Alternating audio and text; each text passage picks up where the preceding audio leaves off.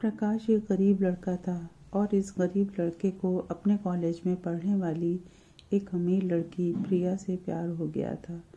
एक दिन उसने अपने दिल की बात उस लड़की को बताने का फैसला किया और लड़की के पास गया। उसे पता नहीं था कि उस लड़की को पैसों का बहुत घमंड है और गरीबों को वह नीची निगाह से देखती है।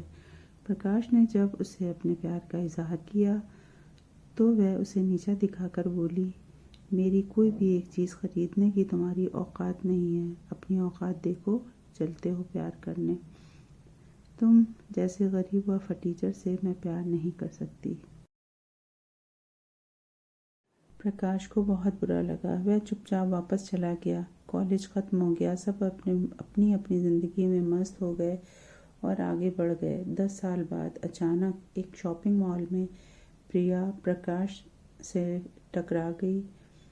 उसे देखकर उसको कॉलेज की बात याद आ गई। वह फिर प्रकाश को नीचा दिखाते हुए बोली, अरे तुम तो वही हो जिसने कॉलेज में मुझे प्रपोज़ किया था।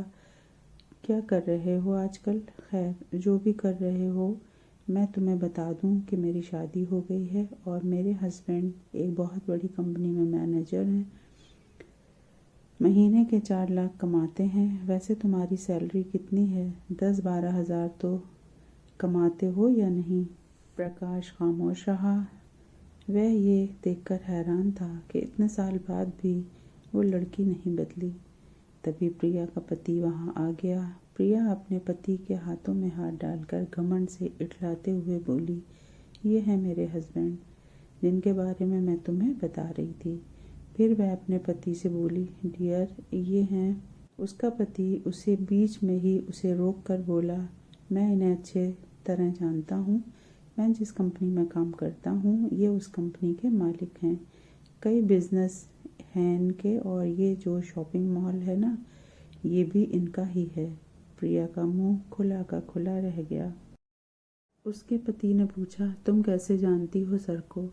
हम एक ही कॉलेज में थे। प्रिया धीरे से बोली, अरे तब तो तुम उस घमंडी लड़की को ज़रूर जानती होगी जिसने सर की गरीबी के कारण इनका प्यार टुकरा दिया था और बहुत बेइज्जत भी किया था। सर ने उसी दिन ठान लिया था कि ज़िंदगी में एक बहुत बड़ा मुकाम हासिल करना है। आज वो लड़की सर को देखेगी तो पछताएगी और अफसोस करेगी।